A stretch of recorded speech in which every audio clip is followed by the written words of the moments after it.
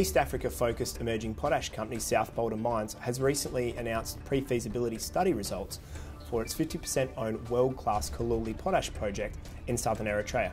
Joining me today is Managing Director and CEO Paul Donaldson, who will provide an update on what the results mean for the world-class project. Paul, thanks for your time today. Good afternoon. Paul, what do you consider to be the key highlights from the pre-feasibility study results, and what does it mean for the project? The three key highlights from the pre-feasibility study. Firstly, the pre-feasibility study shows that Colluli project will be a globally significant low-cost production centre for potassium sulphate. Potassium sulphate is a specialty fertiliser with limited production centres globally, and it's currently in short supply. There are limited geological resources globally. There's limited production centres for primary production globally. In fact, there's only 2 outside of China. So this is a fantastic commodity for the future. It's underpinned by good growth fundamentals. We're close to the coast, and we've got a big resource. So we see this as a key significant project for the future. The second is the pre-feasibility study endorses our startup strategy, which is really focusing on modular growth. Key principles are grow the project through modularity, using the first module as a platform for growth, mitigating risks and utilising all of the resource. So in this case, we feel that the balance between risk, economic returns, market penetration and fundability have been achieved. And the third highlight is there's a huge amount of upside in this project. The resource contains over 1.2 billion tonnes of potassium-bearing salts.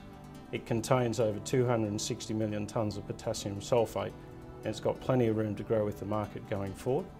The other is that we've initiated our optimisation test work for the process flow design, and our initial results are quite favourable for the definitive feasibility study.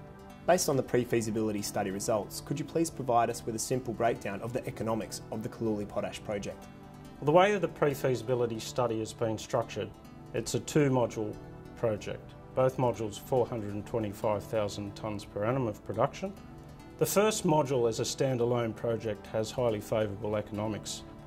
22% IRR, capital investment of $442 million and an overall NPV of $462 million. The second phase of the project brings in an additional 425,000 tonne module to give a total production of 850,000 tonnes.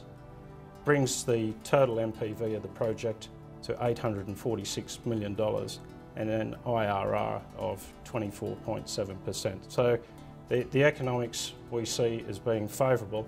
Importantly, this is one of the few potash projects globally that has an entry capital level less than $500 million and substantial room to grow because it's underpinned by such a large resource. What are the next anticipated milestones for the Colluli Potash project, and when are they likely to occur? There's 3 key milestones that we need to achieve going forward. The first is to complete the optimisation test work for the process flow diagrams, and that work will be finished in the next 3 months. That's critical work to finish off the definitive feasibility study, and that really is one of our core milestones as well.